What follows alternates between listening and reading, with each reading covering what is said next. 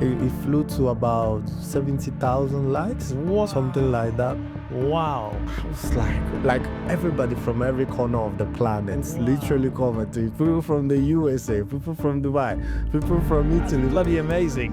Oh my God. Yeah, and Holland and Barrett never reached out, but for me, it was the craziest thing ever because that really started the journey whereby, so many supermarkets started reaching out.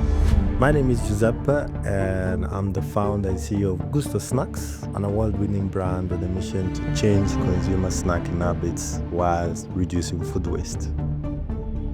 I just think mindset really changes everything. Yeah, and I think it's super important for us to have that mindset, for us to be able to see opportunity everywhere versus lack. Indeed, it took me just changing my environment to really just, start thinking differently. And every time I meet somebody, they're just building something crazy. 100%. I'm like, wow, how can I keep innovating MrBeast of Snacks? And I see people doing it. I'm like, wow, you meet people that maybe are doing something similar, but then they are doing it on a different level. I'm like, wow, this is amazing. 100%. Only you know how many times you've cried and stressed and been anxious. As you may already know, having a startup is a tough journey. It's not easy to build a company. And I didn't know how to open a business. I didn't know how to, make it happen. And then one day,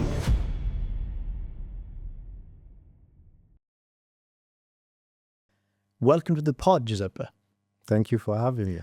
I must say, I love, but also I'm in love, but also envious of your marketing strategy. I love your guerrilla marketing strategy. Okay, I know people will be confused. Why am I really getting into this? But if people haven't seen you on socials, they should, because I know you're in front of me now, but the only image I can picture is you dressed as a robber, and your eyes are blacked out. That I thought that was epic, and I think you were standing outside Holland Barrett. Yeah, if I'm not Holland Barrett. mistaken. Yeah. Exactly. Talk me through that ideation. Yeah. So, as you may already know, having a startup is a tough journey. It's not easy to build a company, and the thing is that unfortunately, you have the big guys out there, supermarkets, and also brands in general that instead of giving opportunities to the little one and talking about supermarket, giving opportunities to the small brand, they try to steal from you. So I had unfortunately this issue with Holland and Barrett. It wasn't even an issue. It was more of a very big disappointment whereby I thought they're gonna stock our product, but instead, after taking us through, I would say, a very long, painful journey of asking us questions, getting samples, and giving us fake, I would say fake promises. They just ended up copying our products and launching their own version. Wow. And when I found out, I was like, man, we've been, the reason why we even raised our pre-seed round is because many of our investors knew that we were talking with Holland and Barrett. So it was a great way for them to chip in the money. So after this happened, I was like, we didn't get any deal with Holland and Barrett. And two, we have a new competitor. Wow. Holland and Barrett now have stocked I've created their own version. So I've lost twice at this point, I said, I have to get something out of this. So I said, creatively, let me find a way to, get the news out there without being too much of a... Yeah. Because obviously you have a big company here that was founded in the 1980s or something like that, 1800s. And I'm just a small brand started in 2019. I can't fight with this guy. So I thought, what about being creative, with something that is really tough to deal with, especially in this industry. Many brands are dealing with this. So I said, okay, I'm going to buy some, clothes from Amazon. I said, let me look for thief clothes. And I was inspired by, if you have ever watched The Sims, if you have ever played the game, when you have the thief coming inside the building dressed in black and white stripes and and the thing to cover their eyes. I said, this is gonna be funny. So, and then I wrote on the cardboard, snacks so yummy, they copied it in a hurry. And I just said, I didn't want to spend much. I just said, let me do something that will really, first of all, engage with their customers to try and ask their customers outside their stores which one they prefer. So I will go to their customer and say, look, this is an Holland and Barrett version. This is my version. Which one do you prefer? And many of them chose mine. Wow. And I told them, oh, they copied the product. They're like, oh, we prefer it. So it was a way also to, prove to Holland and Barrett that our product was better. The original is always the best. Yes. And the idea was to challenge Holland and Barrett to give us an opportunity after we have at least collected 1,000 signatures that we want to be in, that our product deserves their shelves. So I did all of this across London, started in Catford, went in Central, did different, I went to different places in front of Holland and Barrett and doing this sampling activities and getting people to sign up. And once I hit about 200 signatures, and I think there was about 1 or 2 people that signed up saying they prefer Holland and Barrett, and about 200 preferred our own. I then posted it on LinkedIn and I said, let's go online and try and make it bigger. Yeah. So in my head, I didn't think it was going to blow up that big. I was expecting 200 likes, maybe 1,000 likes. And when I posted it, the first line was, a supermarket copied my products. And I think that is what's really hooked up everybody. The thing went crazy, It was, I think right now, it flew to about 70,000 likes, something like that. Wow. I was like everybody from every corner of the planet literally commented. People from the USA, people from Dubai, people from Italy. That's bloody amazing. Oh my God. Yeah, and Holland and Barrett never reached out, but it was, that was, for me, it was the craziest thing ever, because that really started the journey whereby, so many supermarkets started reaching out. And for me also, it made me realize the power of being online. And being, not asking for permission to do certain campaigns, just do it and go out there and, and another thing too that I learned from this journey is that, you don't have to spend crazy amount of money to do marketing. It cost me, the clothes cost £10. The cardboard I already have, £2 something, probably less. And it generated over, 60,000 in sales for me. That's amazing. That was crazy, yeah. That's I love that story. I mean, also, people always like hero story, David and Goliath. I think that always works. Everybody roots for the little man. I think I think that's beautiful. I think it was genius, and I think it also comes from a place of that high stress or adversity. Like, it really pushes you to come out of the box, think creatively, because you also don't have an option. Yeah. You just either you do it or you die. There's nothing in between. So you do whatever it takes. I think it was just brilliant. I mean, we can talk offline after this as well. Maybe you have some other creative strategies which I don't want anybody else to hear, and you can give me which I can try in my business. But this is just fantastic. Let's just start talking about making waves. You obviously moved to the UK a couple of years ago. Yeah. Walk me through that journey, where you're originally from and why in the UK. Yeah, so I was born in Italy, in a small city called Reggio Emilia, very close to Milan, about 2 hours away from Milan, but a very vibrant city full of different immigrants, that are looking for opportunities to work. And it's a very great city. I love it. Italy is amazing in general. But I think one thing that really is missing in Italy is the opportunities in terms of, if you just don't want to stress and you just want to do, you don't want to stress and just do a normal job, you will find it, customer service.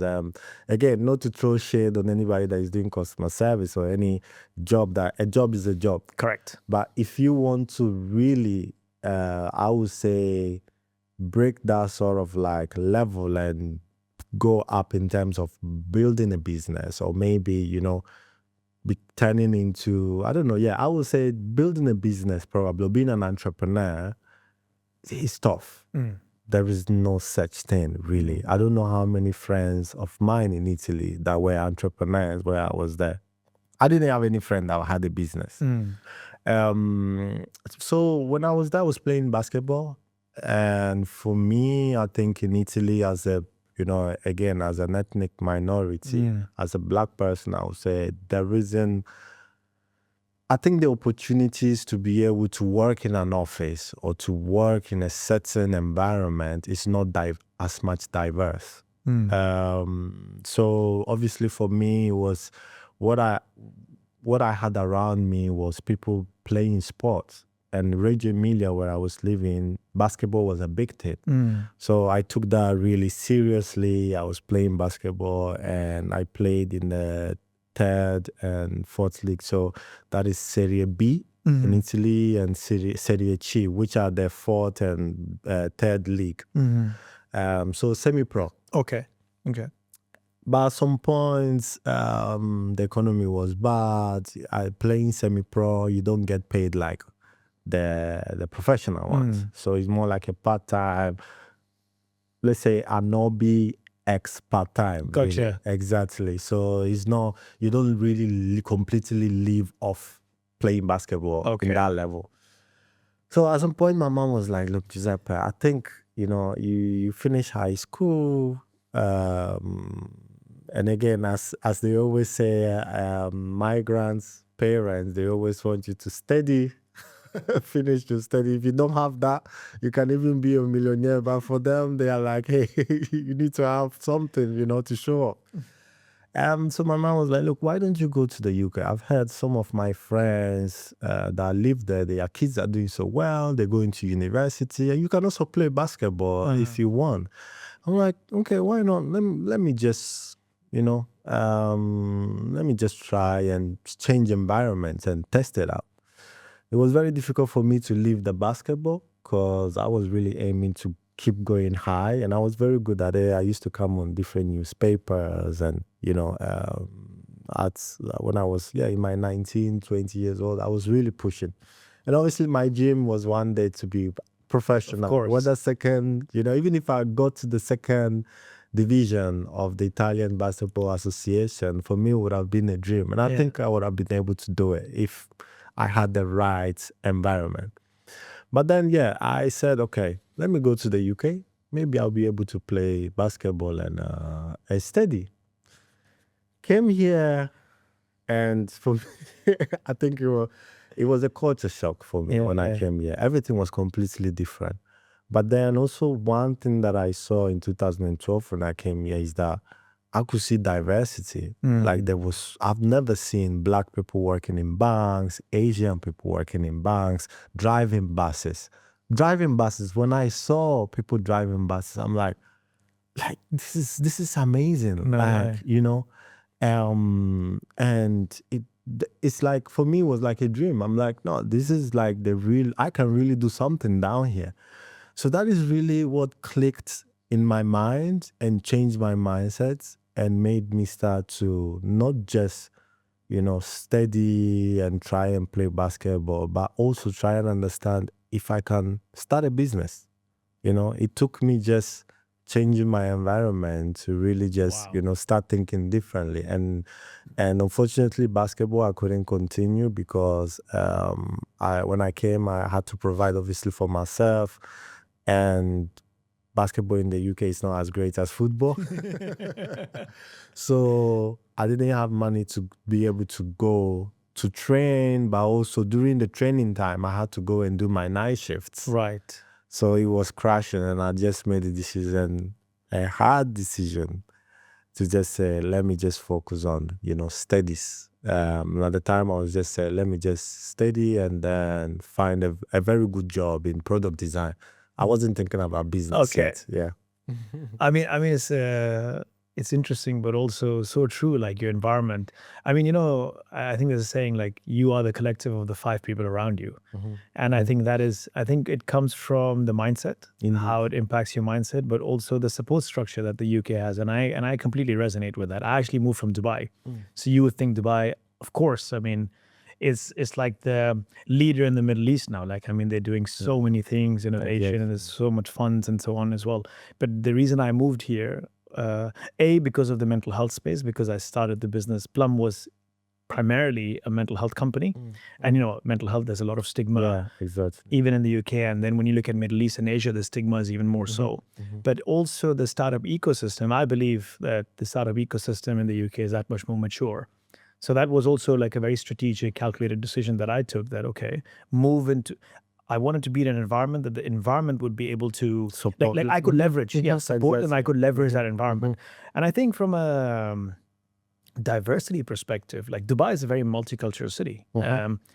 But here, I mean, everybody has different opinions, but in my opinion, like I just feel like London is just diversity on top of diversity.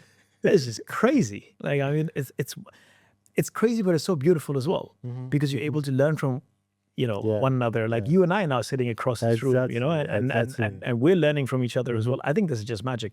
And I think that also fuels you to somehow just do more. Indeed, I think something in the energy here, like it's just like, oh my God, it just pushes you. And there is propels you always more. something going on. Like there is always something, I always have people tell me, hey, there is this going on. You go there, you meet somebody, and then, that somebody will connect you to another person. There is this ecosystem down here of entrepreneurs that, as I was telling you before, there is healthy competition. Yes. And that is so good to push ourselves, and especially, thinking and every time I meet somebody, they just building something crazy. 100%. I'm like, wow, how can I keep innovating Gusto Snacks? And I see people doing it. I'm like, wow, you meet people that maybe are doing something similar, but then they are doing it on a different level. I'm like, wow, this is amazing. 100%. 100%. And also the willingness of people to help and support each other.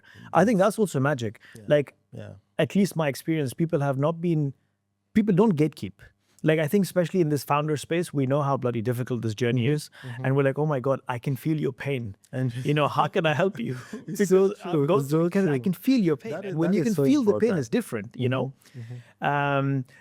Talk to me about when you first moved. I mean, you speak perfect English. Yeah. Did you speak English when you first moved? Because I know a few Italians who moved from Italy and they didn't speak a word of English. Right. So did you have a similar problem? This is just maybe one of the problems. Tell me all the problems that you had when you first moved. So I think English was the first thing. Okay. I mean, because originally I'm from Ghana as well. Okay. So at home, my parents were speaking English and Ghanaian. Oh. They never spoke to me in Italian because they know I will learn Italian in school. Anyway. My friends, with my friends, I speak Italian. So they're like, no, you have to be. So I speak my local language, which is called Fante, is Ghanaian, and then English. But I thought I knew English until I go. The moment I landed in Gatwick Airport, people were talking to me. I was trying to ask for information. I couldn't understand anything. I'm like, what is this accent? It's crazy, And I just called my mom. I'm like, man, look, I just don't know what is going on. You told me the wrong English. And I used to tell my mom, man, like you taught me the English, but this, they call it broken English. I like the broken English is what you taught me, not the original one, because this one is different. And that was very difficult for me because for me, it takes time to learn, especially different languages. And that is one thing I realized about myself. It's really, if I'm learning something new, I really need to take my time. And when I came here and I was starting from scratch, and imagine, I thought I knew English and I'm calling different agencies and I'm trying to speak to them about jobs. And I mean, that time, 2012, internet was there. You could apply on all of these job platforms. But, job search was not as digitalized as these days. Like, you still had to call agencies and, people will be giving you numbers and stuff like that. And sometimes I'll be speaking, they will, send me this, then send me that, send me that. I finish the call, I'm like, what did those guys say? And sometimes because of my introvert nature, I felt shy even calling back to be like, hey, Can you repeat it again? wow. And at times I didn't know how to do that. Like I'm like, what if I call and, you know, and it was so difficult for me. I was just someone who didn't really love speaking, very quiet. And again, I think also is because of the environment. I Right, was right. never thought, I never had people around me that were very charismatic. Like they would go out there. I never attended, networking events in Italy. So I didn't know how to connect and to speak and even speak for myself or, so even the fact of not understanding what is going on and trying to tell them, hey, can you slow down?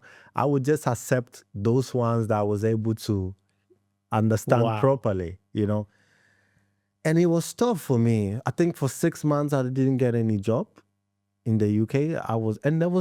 There were jobs, and I couldn't get any warehouse jobs, and I was trying to get anything I could find. I remember the first work I got was in Landfill. I went to Landfill. The Wow. worst job I still remember it to this day after Wow. 13 years, and I was just shoving everything that you could imagine in there. They would push me in a hole. It was full of dirt, anything you could imagine. That was in the landfill. And I had to empty it every day. And from there, I moved into a cleaning job. Ford, Dagenham, I still remember it. That was for me the best job I ever had because, was less heavier than the landfill job. But it was with an agency, and I had the best time of my life there because the people around me really taught me a lot. They were encouraging me, although it was an agency job and not permanent. They were telling me, hey, keep studying. They even gave me contacts of other places and stuff like that. And at some point, obviously, the job there, I couldn't continue anymore. And then I found my permanent job, which was warehouse in Tesco. Oh, wow. 9 shifts. And for me, at the time was, wow. I was like, man, You finally. made it. Yeah. Exactly. I was like, finally, I can, buy clothes for myself. I can look good, I can save some money, send some money to my mom, support, because for us, obviously, as immigrants, there is always this thing of once you make some money, we always want to send back home, to support family, stuff like that. So for me, that was amazing. I was like, finally, I can, my parents would be proud of me that I've progressed in this country, And, I think while I was doing the warehouse job was tough as well. It wasn't easy because it was walking up and down, heavy lifting things. But then I thought to myself, okay, now it's time for me to, start studying. So since I have a job now, 9 shifts, during the day I want to go and study. So I started in college, applied for, again, foundation degree because my English wasn't great. So I wanted to get something, I wanted to get something going so that at least my English will be a little, not to at least improve it. Yeah. And also get some sort of like qualification for me to go to uni. So I did foundation degree, and that is when the entrepreneur journey started as well. And product design, I was studying product design. I did arts for 5 years in Italy. Initially, I wanted to be an architect. Oh, wow. But mathematics wasn't my thing. So they told me, listen, you can't be building based on creativity. Somebody's building will just, fall off. So, so I said, okay, since I'm creative, let me move into product design. And I think that was the best choice I ever did, really. And yeah, like I said, that is when I started thinking about, okay, I can design products. How can I, bring them to life? How can I start, So my idea initially was to maybe start find a product design company to work with. Okay. And then slowly maybe start my own product design agency or build a product. But I was not, and I really didn't think about, I didn't know how to open a business. I didn't know how to, make it happen. And then one day I was in college, and that was before going to uni, and it was final year of our foundation degree, and I was so good in presenting. Like I taught myself Photoshop, Illustrator, all of these programs, and I presented the. I mean, I wasn't so great in talking and in writing. I will always That was your outlet. exactly like Yeah, they yeah, say, images speaks louder yeah. than words. I just focus on making sure that anybody that sees what I've done, they will understand this straight away. And someone walked in our last year presentation, and they were like, "Oh, who did this? Like, this is amazing!" And the teachers were like, "Oh, it's Giuseppe." So I met this guy. He was an entrepreneur. Um, I mean, he's still an entrepreneur, and he told me, "Oh, I mean, have you started already this idea?" Because I wanted to reduce food waste. So I designed a way to reduce food waste and turn them into smoothies. Mm-hmm. And he was like, "Are you doing this? Because it looks like you have already started." I said, "No, I'm just looking for a job, to be honest, because I just finished my product design course and I want to start." And he's like, No, I think you should start this, And because in my head, I always thought about how can I start something, I thought it was just the perfect time. So I told him, "Hey, I want to learn." And it's like, "Look, come with me." He had an accelerator. He has this space whereby young people just go there and, learn tech, do design and things like that. So he just said, "Come to this space and I'm going to teach you how to start a business from scratch, teach you what you need to do here and there." And that is where, everything started really. And my entrepreneur journey started. Oh, wow. That's amazing. Was it, I mean, do you have friends or family, anybody else is an entrepreneur? I mean, just talking about your surroundings. Yeah. Do you have anyone around you? Indeed. So my mom, she always had the entrepreneur mindset. My dad as well. They had business in Ghana. Okay. They had this textile business. My mom was a singer as well. So at the time, No she used to way. travel around, gospel. So Oh, wow. she used to live on that, really, just traveling around the world and selling her CDs. So she was always an entrepreneur. There's always been this thing of,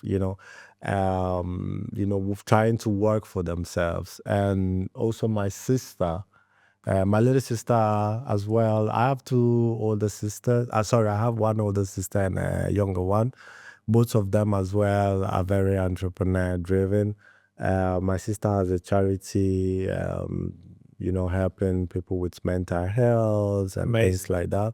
And then my little sister, she was a YouTuber. She had over 150,000 followers on YouTube, exactly. Oh, wow. And she now in the tech space. So we, as as a family, we always had this thing of wanting to do something.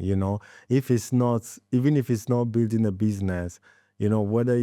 Probably if I wasn't doing business, I would have started singing. If I wasn't singing, I would have started, sports. If it wasn't sports, you know what I mean? So there was always this thing in our family whereby it was like we have to challenge ourselves and do better. We saw our parents coming from Ghana, starting from scratch, and I think that is something that really, as immigrants, really pushed us to do better, because you don't want to let down your family in a sense that, like, you can decide not to do it. It's not that there is a gun pointed at your head, but you are proud to show to your parent that, hey, they didn't waste their days working hard to bring you here. You have your documents. You have everything. You are Italian. You don't have to fight for it. What are you doing with your life if you're really doing nothing? You know what I mean? So I think that is what really pushed me to, to be where I am today. Yeah, it's so interesting. Obviously, I can also resonate. But I think there's two other things maybe I'd like to add. One, the hunger, because it's also like, oh shit, like, I mean, I'm just so hungry, like, because now I'm in a different country, like I just have to do. and also being cognizant of the surrounding and the support system. You just see it even more Yeah. because you're like, oh shit, like back where I came from, things were not as it is today. I'm very hungry, and wow, now I have an opportunity. And like Exactly. you said, now if I don't make any sense or any use of this opportunity, then what's the point, So I think that is two other things that I also feel Indeed. drives people just to do more. 100%. I mean, 100% relatable. I think there is the when you get to when you want to achieve something as an individual, and you get to the space whereby it's like, this country don't hand you. It's not that it gives you everything you want. You have to look for it. Yeah. You have to find it, but it's there. Yes. That's the good thing about it, And if you are hungry like us, you would just, once you find the opportunity, there is no way you're gonna leave it. There's no turning back. Indeed. There's no turning back. I think it's also, like you said, I mean, the country doesn't hand it over to you, but it's there. I think that's also important because, I mean, nothing great comes easy. Like you have to work hard to achieve whatever you want. But that as soon as you come here, the opportunities also, I feel, are pretty equal. Yeah. Like, I mean, the opportunity I have versus you have versus somebody else who was born and raised here, like we have, I mean, it's an equal playing field. And I think it's a great position to start. Good. You spoke about the nuances or the differences when you were in Italy, like a certain job that you can get or cannot get. We don't have this equation here, which is fantastic. I think for me as well, when I first moved here, I was like, oh shit. Like everything is just like the playing field is level. Exactly. Like you and I now can compete properly. It doesn't matter how you look, how I look, how our accents sound. Doesn't matter. It's really on merit, which is fantastic. Exactly. I think that is amazing. For me, that is one thing that really gave me motivation in terms of, okay, like, there is no color, there is no, you just, at least if you have the motivation to be able to do something, the doors are there to be open. And again, you don't just, I remember one time someone told me, a friend of mine said, hey, Giuseppe, you are so lucky, man. Like, I said, luck? Trust me, I don't think it's like, listen, you have, probably you're going to try something 10 times, you're going to fail 9 times, but there is an opportunity for you, in those failures. And it's not luck. It's because you keep trying, and there is definitely, at some point you're going to make it. So, and, I don't call myself as someone who has already made it. I call myself as someone who is still trying and, and pushing myself, doing things. And if you go and see how many times I failed at something, and as you have seen online, I try to document everything. I try to share the failures as well, because people need to see that. 100%. A lot of people think, oh yeah, you move in a different country and everything just happened to. Trust me, if you start from, try and start doing. I always tell people, try and start being an entrepreneur. You're gonna understand that it's not really. Listen, there is other, probably, I don't know, 1 million people out there that are doing probably what you're doing. Dried fruits wasn't created by me. Correct. But the thing is that I'm doing the things. How are you able to do things differently in order to stand out from any other competitor? And that takes failing and trying, So the country, I mean, London is just, I think, is still the capital of the world. Yeah. There is this thing about being here that the ecosystem is, people can talk as much as they want about Silicon Valley, but London, I think, is our Silicon Valley. Yes, yes, 100%. And the grass is always greener on the other side, I think it's one of those, when you've going on holiday to different countries is different versus living in a country. Indeed. So, for me, just being in different countries and then coming here and then being able to properly compare apples to apples, it's like, oh shit, like, wow, London from every aspect. To be honest with you, even the weather for me, like, I'm like, oh shit, this is like 4 seasons, like 4 proper seasons. I never had that growing up. So I think, and life is all about perspective. Like you rightly said, I love that. London for me also is the capital of the world. And really, this is our Silicon Valley. And I think this, especially now in this day and age, a lot of people talk a lot of shit about London and UK in general, and everybody's moving out and this and that. But I think it's also an opportunity for people who are here. Okay, how can we do better with what we have? We should always aspire for more, Yeah. 100%. But we should also, weigh the pros and cons like really properly. Okay, we're talking about business and entrepreneurship, but you look at the healthcare, Yeah. you look at the education system. How many countries have free healthcare? I mean, you're talking about America. America doesn't have free healthcare. I mean, it's one example. So you need to weigh it like really properly. Indeed. Have your list and then see how many. Of course, all of them not going to be checked off. Nothing is 100%. Nothing is perfect, and it should not be, because if it's perfect, then how do you improve? I guess it's perfect. Right? Exactly. Then you cannot grow from there. It's great that it's not perfect, because now we have an opportunity to make it better. Exactly. Like the product that you're talking about as well. You didn't invent the product line, but you're making it a little bit better. Exactly. And we're all doing the same thing, and same goes for the city. So I just think mindset really changes everything. Yeah, And I think it's super important for us to have that mindset, for us to be able to see opportunity everywhere versus lack. Indeed. I mean, yeah, and as you were saying, not everything is you're not gonna take everything as, oh, it's amazing. For example, I love the Italian weather. Down here, I think the UK weather is just, flying left and right. So by the time you see the sun, you go out, it's raining. It's raining, yeah. But then even the foods, I think, I love Italian food. Yeah. You know what I mean? So, but you can't get everything. We all love Italian food, by the way. So, but at the same time, I have the opportunity to be able to, go back to Italy, enjoy, come back, and keep hustling on my business. You know what I mean? And thinking about it, if they ask me, would you ever choose Italian food? So going back to Italy just for the Italian food, or do a business? Come on, I'm gonna do business. You know what I mean? So I'm gonna stay here. But I think it's also about perspective. Some people say, I have some friends that I've moved in Dubai. I've moved to Dubai, and they're saying they feel like Dubai is amazing, family wise, and they are even inviting me. Hey, come to Dubai. I traveled to Dubai once for business purpose, and I was able to look at the city. It's very diverse, as you're saying. Amazing place. But again, it depends on, you can't just think about, what are they doing? Just because they are doing it, it means you're going to be successful the same way. Everybody have their own place where, things will work for them. So I think it's also very good, to check for yourself, look at your path. Don't compare yourself to other people, because not every place is the right place for everybody. 100%. 100%. I think that, and just before this also, when you said, entrepreneur and that whole luck aspect that you spoke about as well, I think social media plays a big part, because, expectation versus reality. If it's Dubai, or if it's London or UK not doing well, or starting a business, or you being lucky, I think really,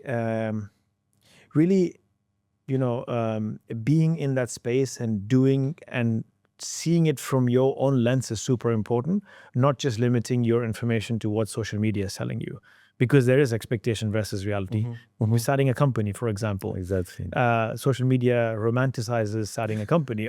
Everybody wants to be a founder. Everyone wants to start a company. I would suggest a lot of people to actually work closely with the founder, really understand how the founder's life is, the actual reality, and then make your own judgment call, because it's not for everyone.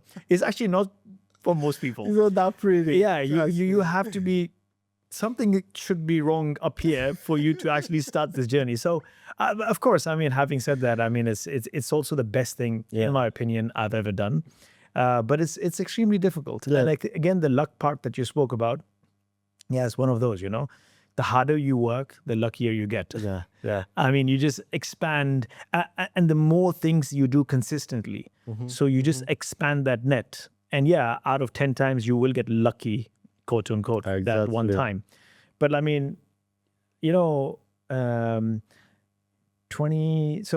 I was in the property sector for a very long time, about 12 years or something, when I was in Dubai. And I used to compare myself a lot with people in the industry. And every single time I used to fail, I used to automatically shift and think, this person is more luckier than me. That's why they were able to close that deal and I wasn't. And sometimes we used to fight for the same transaction, fight for the same property. You're trying to sell this property, I'm trying to sell the same property, and then you would sell it, I wouldn't sell. I'd just get so upset. Oh man, this guy's luckier than me. I wish I did not do that. I wish I took accountability. I wish I did not somehow blame my failures on luck, because now, I mean, things have completely shifted for me. If things are working for me, it's me. If things are not working for me, it's me. I'm creating my luck span. So I think that accountability changes everything, because if you start, and I'm not saying everybody has their own belief system, but if you just somehow give all that energy towards luck, you somehow lack that accountability, and you don't. I mean, yeah, I'm just unlucky. That's why I was not able to do it. And you're just lucky. That's why you've moved to this country, and then you started a business. Somehow your stars just align, and you were able to do it. But nobody knows. How many people know your backstory? Exactly. Sometimes maybe you're not even telling your backstory to your own family because you don't want to upset them. Only you know how many times you've cried and stressed and been anxious. Indeed. And it's so true. As you said online, people don't really share much of, being there is this thing about everybody should be an entrepreneur, which I don't agree. I think, if you see how difficult it is, then you best just go and do your 9 to 5 or work your way up to in a company to be a manager or to be a director. As you said, that you have to be mad to be able to run a company. And also there is this thing, as you mentioned, the accountability. I think for me it was like it shifted the way I do things. That is exactly what's changed my way of working. I never used to do this guerrilla marketing. I mean, I knew that I could do this kind of things because I'm very creative. But I think when Holland and Barrett, I had the issue with them. And as you said, initially I was trying to already blame the system in some way. Oh, yeah. Probably it's because I'm from a certain background, maybe that's why they're doing that to us. I see other brands. During that period, I was seeing so many other brands launching in supermarkets, in Tesco, here and there.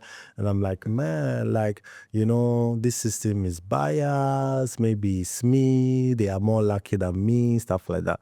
Then I said, wait a minute. I can keep complaining until, nothing happens. Complaint really doesn't make anything happen, So I think I was very accountable with very accountable. And I said, look, I have to do things differently to be able to stand out. What if I become the next MrBeast of products? Well, how can I do that? How can I just go out there and do some crazy marketing stunts that will get people to be like, oh my God, I may not land the Tesco because they may have said no, but then I will just, because of the marketing, I will just get the customers to come in and I will make the same sales as being in Tesco. So I think, that as you mentioned, is an upgrade when you really become accountable of certain situations, certain things, and you really make it personal. I didn't make it or I didn't get that deal because I didn't do certain things, and that really gets you to be more creative and and more hardworking as well. So no one owes you anything. Indeed. Not your friends, not the customers, not the investors, not even your parents, in my opinion. You owe it to yourself. I think fundamentally, if you understand that, the quicker you understand that, the faster you can move forward. Yeah. Talking about moving forward, so you thought about this business, but why did you think about this business in particular? Was there because you talk about wastage, is there a correlation between you working in the landfill and then the wastage? I mean, how did this whole ideation process start? That's a great point. So when I was going back to Italy, before coming to the UK, I decided to do my national service. Okay. So doing my national service, I spent about a year working with the government. During that time, we used to, and it was just a year I wanted to basically dedicate myself to our community and helping people and supporting people. And during that time, I used to work with some charities, and we would go to supermarkets and also farmers, and we would get produce that unfortunately they were not sold. Supermarkets, especially those that are close to shelf life, or the product that the farmers can sell. For example, there is olives, there is the grapes that unfortunately they are not high grade, but they are still good to eat. But supermarkets just don't buy them because maybe they have a bit of blemish, they have a blemish, they things like that, different color. And that is where I saw at first hand how much waste was in the system. So in my head, I was telling myself, one day I think I'm gonna have a company that probably, do this kind of things, like going to, save produce and distribute it back to the community or people in need. But I never thought of starting anything because I didn't even know how to do that. So after my national service, I just forgot about it. But then when I was in university, in college, doing my when I was in college doing my foundation degree, that came back to me like, oh, remember when I was doing this thing about collecting produce and recycling it back to the community. I thought, okay, let me do more research if the UK has a food waste issue. So I found out that over 3 billion tons of fruits and vegetables never make it to the supermarkets. Up to 40% of all fruits and vegetables on farm level never make it into our plates. Really? It get wasted. And most of the time is because of shape, size, color. Right. Maybe the supermarkets want a certain size. Yeah. And the farmer, unfortunately, have produced organic products that have different shapes and they don't fit inside the boxes. And they have to chuck them. Yeah. So I said, okay, if this is the problem, let me go and research. So I did a very deep insight for research, and I went to farmers, speak to them, and I saw that there was actually this problem. But I didn't really know how to translate it into where to start from. How would I go and get these fruits? And I need to have a storage. I need to have, a space where I can keep them and distribute it. How would I do that? So I think the idea was there, but then how to translate it into real business, that is where the guy that saw me really gave me the knowledge of how to start the business, who to go after. And it was all learning, learning as you go, really. Because he was in tech.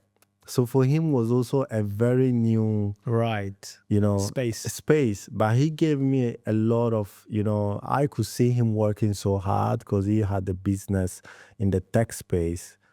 And I could see, in that space, that's why we talk about the environment. That space that I went to in the accelerator, whereby they would teach you really the fundamentals of starting a business, I could see everybody working so hard. So it pushed me to, go off my way. I would look online, networking events. I think I learned what was networking events in the accelerator. I've never done it. And that is when I started meeting people in the food industry. And I started meeting people who are doing food waste products. Gotcha. And I met so many people. And that is when, everything really took off. And I started talking with manufacturers. I started, looking for funding, grants. And, that was, for me, that was the deal breaker, really. Oh, wow. So walk me through the product line. What product categories do you have currently? Yeah, so at the moment we started with apples, dried apples that are air dried. Gotcha. So not fried or with preservatives. So our products are air dried without adding any sort of oil or preservatives. They are very crunchy because the idea for us as well was to mimic the crunchiness of the potato crisps. Because we see that in this country, so many people love potato crisps, but then potato crisps is fried, there's about 30% of oil in each pack. So we thought, how can we bring something that is healthy, but at the same time, it gives the same unique flavors, crunchiness, and also, I think, I think we wanted, as people say, we wanted to make fruits great again, and we thought about this and we tested in our kitchen. And the main thing was the flavors, crazy flavors, apples with, coconuts, apple crisps with chili, mango, passion fruits, peanuts, things like that. And initially, chocolates as well. Wow. When we started, people were like, where apple crisps with chocolates? That is crazy. Like, that is, we had people spitting out. But then as time went on, as we were testing it and improving it in our kitchen, we realized that it can fly, So that is when we took the products to the manufacturing and we got them to, redevelop it again, because obviously when you're scaling up, it's different from doing it from your kitchen. And from there, we started getting customers through, markets, local markets. And then that slowly we started going door to door to the supermarkets. And then now really, we work with distributors and, high street supermarkets, really. So what was your initial distribution channel was you going, you sampling yourself. Yeah. But obviously the aspiration was, how do you get into supermarkets? So the strategy was, okay, so sample, try, validate your product first. So it was validation. Exactly. Off the back of validation, was the strategy, okay, you have to go into retailers, or was there the online e-commerce type of idea, maybe Amazon, listed on Amazon? I mean, exactly. I mean, good point. So on Amazon, we did list on Amazon at some point, but initially the idea was to be able to get into the independent retailers in London, just to see how the product performed with people. So we started knocking different doors, going here and there. Hey, we have this product. Can you stock it? Some of them will say, "Oh, it's a very new product. I'll just take it, and when I sell, then I'll pay you instead of buying it off." And then we started working with different subscription boxes. During the pandemic, especially a bit after, because we registered the company in 2019, but we actually launched around 2021. And we started working with all these Ampers companies who buy our products and sell it to their office spaces. Right. And that was good for us because that made us understand, because they kept coming back and buying in bulk. So we realized that actually our product was good for offices. So that is when we started also let's say just towards after the end of the pandemic, we just started pushing ourselves into the food service space. And we use all the data we have collected from the independent retailers and speaking to people in markets. And being able to, I would say we build a foundation first with small steps. We didn't just straight up go to the big retailers to try and talk to them. It wouldn't make sense. We really validated the idea on, first of all, with the small market, in the small markets, I would say with the small supermarkets around, and then we jump into Amazon. And then I think that was more to understand, in terms of deliveries, how, what the customers, how fast the customers want our products, how many people use Prime, all of that stuff. Sure. And also, I think Amazon was very good in the sense that we were able to understand which supermarkets people would like to buy our products. We put a QR code behind our snacks, and we'll get people to vote on where they would love to see our products. Interesting. So and then we took that to different supermarkets and be like, hey, we have this percentage of people who buy from us from Amazon that want to see our products in your shop. Are you interested? And those things really got them in. Yeah. So I think when you launch a product like our own, is, you know, some people tend to think, oh, I just want to sell in Waitrose, I just want to sell in Tesco. But Tesco want to see you in other places before you. Got know, it. They want the data. So yeah. So correct me if I'm wrong, but the holy grail of a product line like yours is to be listed in all these big retailers. Yeah. Tesco, Sainsbury's, and so on. So, I mean, what are the blockers? I mean, someone starting a similar product tomorrow, chips or chocolates or sweets, whatever that may be. I mean, how do you really get into this space? Because I'm thinking, I mean, obviously the trend is also changing, right? I mean, people are becoming that much more health conscious.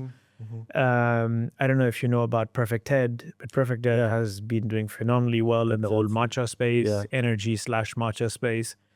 They've been quite successful. Obviously, they were on Dragon's Den, and Stephen Bartlett invested and so on. So they have that media exposure, presence. I think they're doing brilliantly on social media as well now.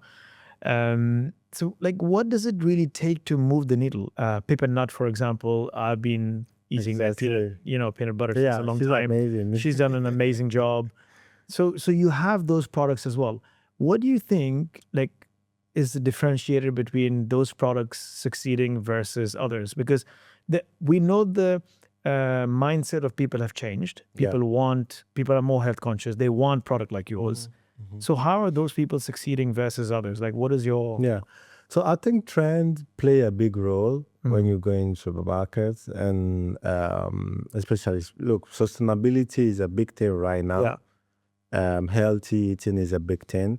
I think food waste, especially at some point in 2016 to 2018, was crazy. So many brands that were launching products that I've made from, upcycling ingredient. And so many people got listing from Tesco and all of these big supermarkets because there was this trend going on. And at some point, it just dies. And then now it's more of healthy. Now you see protein is on everything. They put protein on every water. The unhealthy stuff has proteins. Oh, there is 30 grams of protein. Then you check it. Bullshit. It's crazy, exactly. And I think at some point there was also this, Dash water, the zero calorie. At some point there was Dash water that was just, Dash was everywhere. I mean, they are still a great business, but I think there was a peak moment where zero everything, zero healthy stuff, The trend really plays a big role when it comes to the supermarket, but also I think the supermarket, what they want to see is how the data and how well you position yourself as well. Another thing too that is a bit difficult and many brands don't understand is that for your product to land in a supermarket, somebody needs to come out. Like, there is no unlimited shelf space. The Tesco spend money for you to be on that space. So for them to take somebody else that is doing very well, unfortunately, you know what I mean? There is tons of dried fruit in Tesco. We wish we were there, but then if those products are doing well, it's difficult for Tesco just to say, hey, we're going to put Gusto Snacks and take off a brand that they've been working with for ages, And also obviously comes down also to the buyer. Some buyers may be positioned to say, hey, I love this product. It's very subjective, like it's very personal. I think it gets to that level. Some buyers really love a certain brand, they would take them. Others may, because I've seen situations whereby a buyer says no, they resign from their position. A different buyer comes, we try, and they say yes. Gotcha. Yeah. So I think there is so many things, but the main thing is trends, the data you have behind your products, and also I think a lot of how creative you are with the brand is so important. You see Perfect Ted, how much they are out there. They just, they're so loud with their brand. And obviously right now, matcha is a big thing. you know. Yeah. Is it even in chocolate as well? Yeah, Like, it is. is it Dubai chocolate? Yeah. Everybody is rushing for it, you know. So I think many of the brands out there, I have, you know, friends who, I had a friend who had a product that was competing with Perfected.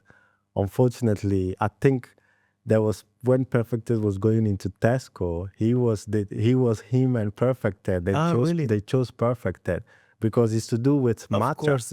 You know what I mean? So I think, yeah, that is very important when you're getting into how loud you can be. And again, as we were mentioning before, nobody owns you nothing. You Correct. can be even loud as much as you want. You may not get Correct. it. You may not get it. I wanted to get into Tesco. I launched a campaign online, trying to get over 30,000 signatures with a big letter. Oh, I saw that. You saw that, exactly. Yeah, I saw that. Yeah. Exactly. So the idea was for me to get I saw that. you standing out outside like And billboard. yeah, exactly. Okay. And the idea was to get out 30,000 signatures to tell Tesco that, hey, people want to see Goose Snacks on your shelves, because we tried getting the accelerator. We made it to the second round. They didn't take us. Then this time I reapplied. But this time they came back telling me, hey, we have seen what you're doing.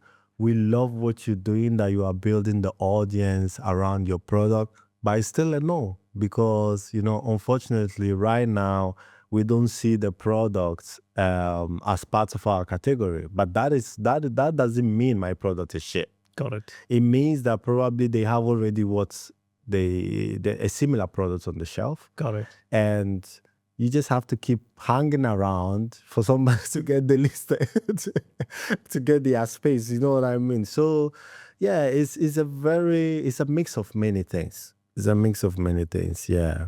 We're gonna stop for a second. Yeah. Focus. Kind of complete. Can you do the whole test pop-up? Oh yeah. The focus. But we have this camera. It's fine.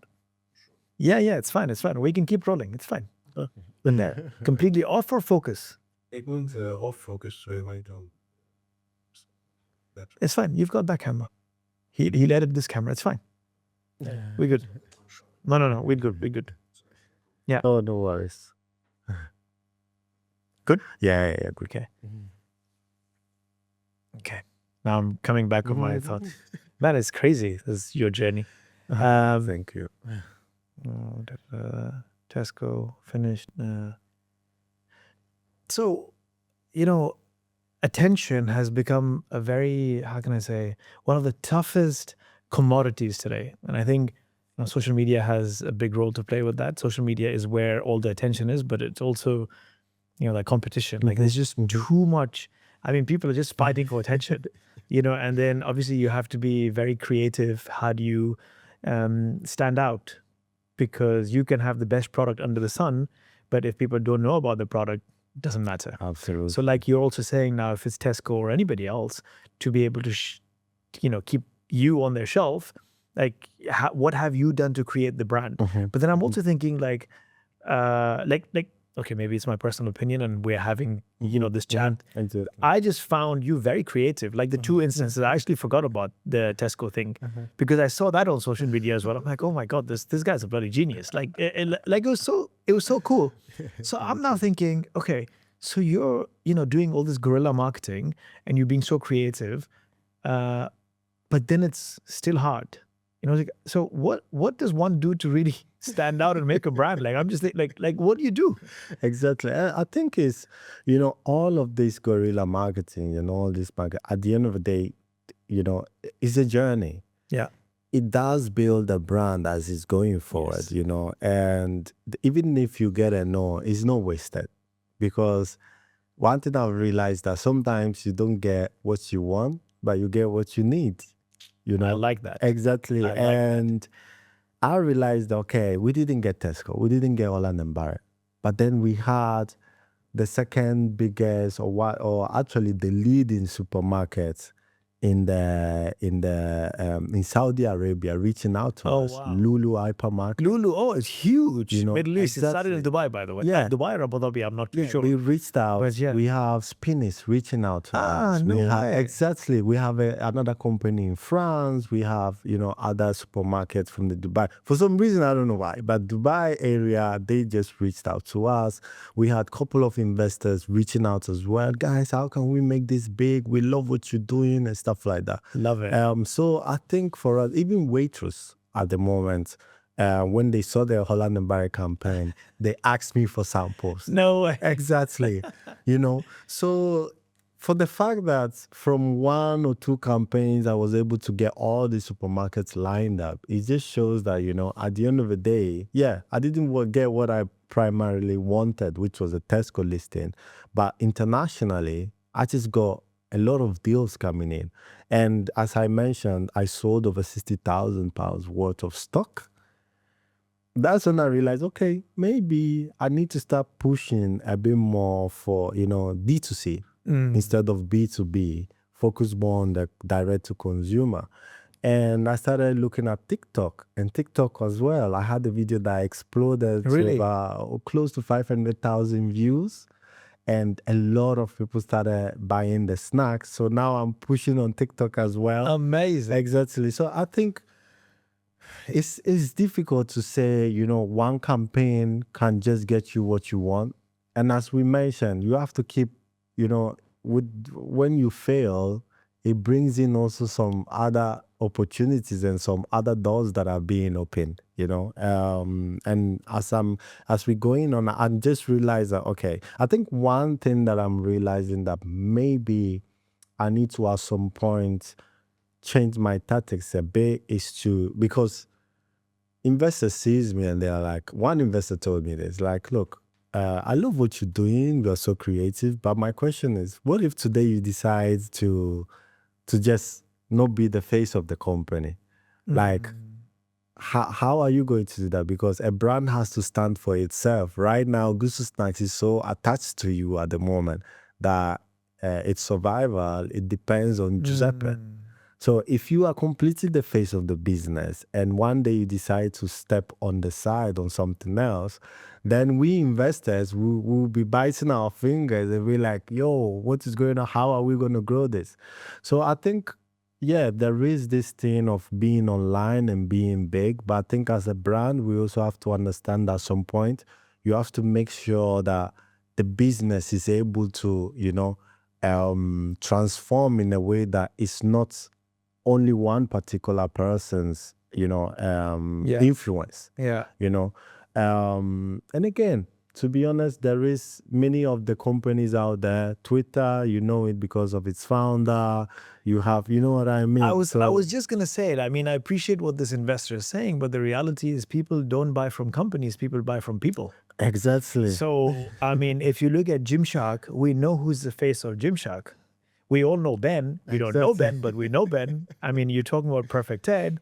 I mean, we know the brothers. We know the family. We know that one of the brother and his fiance now recently got married, the 3 founders, So Pippin Nut, we both said, oh shit, she's amazing. Yes, Pippin Nut is amazing, but she's amazing. She's amazing. So I think, I don't know, in my personal opinion, I feel it's great that you're the face of the brand because now I can relate with you and I want to buy in your story. Exactly. And that is why I'm buying your product. I mean, like we all know, like we're all building a better mousetrap.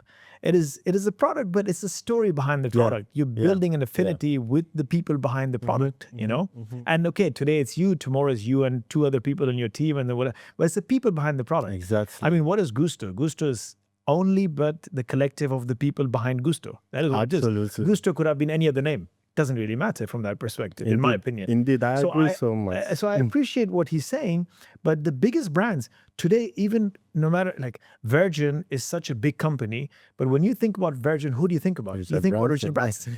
And if you think about personal brand, wow, he was the genius behind personal branding back in the days when even internet wasn't a thing, social media wasn't a thing, And again, you spoke about Twitter, but if you look at Tesla, whatever, Elon Musk. Exactly. And these are giant companies, So I don't know. Apple today, Steve Jobs is gone, but we still know Steve Jobs and Apple, and there's a big correlation, So yeah. it is what it is. I don't know. It's just my opinion. And I think going hard on personal brand is so important. Exactly. I mean, again, I did appreciate what the person said, and I was like, yeah, but it just made me think about, okay, so maybe how do I transition into at some point being able to get, build a team around everything that I'm doing to be because right now obviously as a small company. Scalability Exactly. for sure. Yeah, Exactly. 100%. So obviously now I have a foundation. How do you continue building that? And as you say, in personal branding is so important. People keep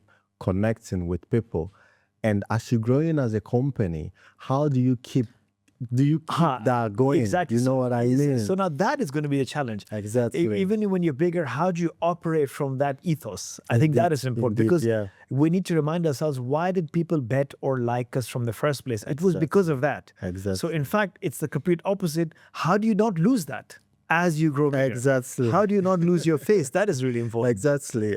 So I think that is one thing. I mean, when the person mentioned this to me, I was like, yeah, indeed. But, personal branding is so important, but how in the long term growing, Correct. we don't lose that because that is what creates a big Coca-Cola. Yeah. They will still talk about the founder. Yes. And now is a brand that is so connected to people that, even if one day Coca-Cola goes broke, they would never lose, because there is a emotional connection. Exactly, And I think that is a big thing that I've learned, and I'm very proud to have learned that because I wasn't doing this before. And I always go back and think, man, Giuseppe, why didn't you do this from the beginning? Again, everything happens for a reason. I think storytelling it's become a big thing right 100%. now online. People just don't want to see. I think somebody posted 2 days ago about, they were comparing how well they are doing with their post that they've been posting. The one he talks about his achievement, it never gets so much likes. But the ones where he talks about his failures and how he grew from there, people want to see, the behind the scenes, and they just don't want to see the wins and stuff like that. How did you get from A to B? Correct. Correct. That is what I've never one mentioned to anybody online. Hey, buy my product. This is my product. It's only £1, whatever. Never mentioned that. I've only spoke about my journey. That's it. And that has made me sales. That's it. Yeah. You see, so it's so powerful right now to talk about your story and your journey online. And I think for us immigrants, even more. Yeah. Because then people really see, I think a lot of people that live in this country and those that are born in this country, I will always say, they don't know how much value is in this country, especially from people from my community. I'm like, man, I came from zero. You know what I mean? I started from scratch. You've been here since you were born, and I don't know what you do with your life. You know what I mean? So I think, the storytelling and everything makes people really realize that, wow, the UK has a lot of potential. And if we have been able to get where we are at the moment, 100%. You can do it as well. I say this a lot to a lot of people. I have a lot of friends here who are born and raised here. This is against all odds. I had no business to do anything in this country because I didn't even have a right path to visa to come here. It's like, oh shit, how do I even enter this country? It was so crazy. So the reality is actually the opportunity was for you who were born here. I think it's also important for us to vocalize that, not from a bad place, oh shit, you're not doing anything with your life, but also just so that people are more mindful, man, I did it. If I did it, of course you can do it. If the opportunity is for me, first it's for you before me. Exactly. So, let's do it together. Let's change the narrative. I think that's really important. Indeed. Yeah. Indeed. So, talking about now the way forward, what's the next steps? Where is Gusto going? I think before we get into that as well, the length of the journey, we spoke about how hard it is. It's hard, but it's also very long. Yeah. you've been at it for a couple of years and you've built the momentum that you've built so far. Which, first of all, congratulations on that as well. It's just fantastic. But I think that momentum also, that creativity or that one post and then second post, that is also like a building block of so many years. You obviously did not, nobody told you or taught you how to do it. Like it was just failure, and then you're learning from the failures, and like success is simply a byproduct of failure. You have to fail first to succeed. Indeed. So I think the length of the journey is also important. People should understand that, good things take time. And for the most part, way longer than you expect. If you think it's going to take 1 year, multiply that by 10. It's just one of those. So when you start also being mindful that it's a long game, if you're not willing to invest that much time and life into that process, again, rethink, so that is really important. Indeed. Now talking about the next leg of the journey, 3 years from now, where's Gusto going? So that's a great question. I think for me, I really, I did mention about, I don't know, MrBeast online, and I just think, I think people don't visualize when I say it, especially when I tell investors, hey, I want to get to a place whereby online we are so big that people just see us, connect so much to us. And I always always refer to MrBeast because he built this audience that are so connected to him, and his online presence is so big that when he started launching products, people just he doesn't even mention, like I've said, go buy my products or anything. He just keep doing his stunts and all of these things he does and all of these videos, and those just translate to sales automatically. I just want to be that brand out there, even if it's the first brand out there that do this kind of things around, all of these guerrilla marketings and things like that, to really drive connection with the customers. I want to be in the UK as first of all, obviously one of the top sustainable brands in the UK. And in Europe, because that is also important for us. We have saved over 110,000 units of fruits so far. Wow. If you compare it to the big to the big brands out there, obviously we are still very young. But at the same time, we have done the right things to be able to position ourselves to keep saving fruits. So that is very important. But then at the same time, we want to be able to stand out as much as, be even louder as much as possible. We want people to, when somebody sees Gusto, they would not just remember about the products, but about, the story and the things and all of these crazy marketing stunts, out there. I think those things get people to think more about the brand than just, oh yeah, I'm going to buy a pack of crepes. That's not just what we want to stand for. If you mention Gusto, a kid may just, oh yeah, you see what they're doing online. That is the kind of brand I want to be able to. If you see the Oreos, or you see, those big brands that are out there, they don't just get.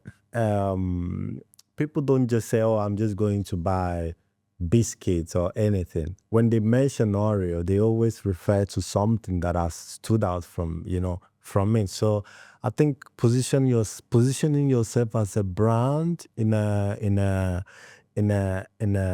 market is about really connecting with the audience in a way that even when you are not on the shelf, it's still in their mind in one Top way of or mind. the other. Exactly. I think that is where I want to take the brand to in the next 3 years, really. I love that. I love that.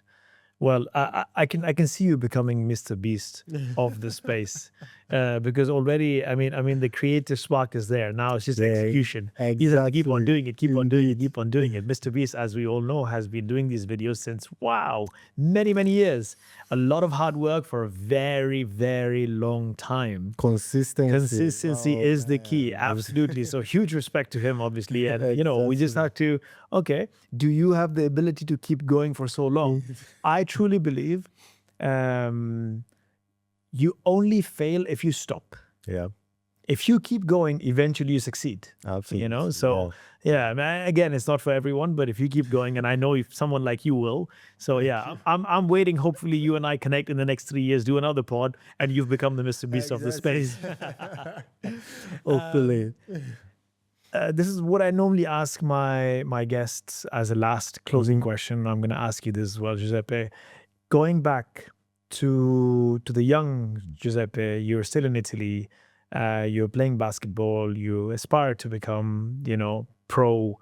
And from everything that you've achieved so far in life, what would you tell that young Giuseppe today? I would say, don't be shy. Go out there, be loud. Because I think I was very introvert, and I think that stopped me a lot. Even when I was playing basketball, I was very, very worried about, what people would think about me, and, very anxious. But I think once I got out of my shell and began to speak, began to, show myself more as much as possible online, things changed for me. So I think, being able to connect as well. I would say one advice that I would give to myself, most important, is connect with people, because the people around you are the ones, they really build you. So I think that really changed my life when I came to the UK and I started doing that. Meeting people that are doing great things, even meeting yourself and, the things you're doing really inspires me a lot. So I think that is very important, to be able to get out there.